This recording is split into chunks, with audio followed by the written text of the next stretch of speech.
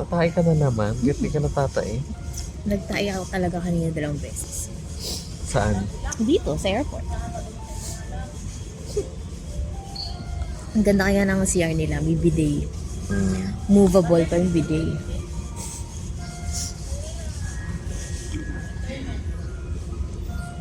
Madami ka bang tinatay? Mm-mm. Grabe, parang gumagawa pa sila ng mga something doon. Saan masarap tumae sa Singapore? Kasi nalinis yung mga CR dito. Kahit sa mga tumayo dito, okay lang. Hobby mo yan, ano? Siyempre malinis eh. Dito lang sa atin, napakadumi.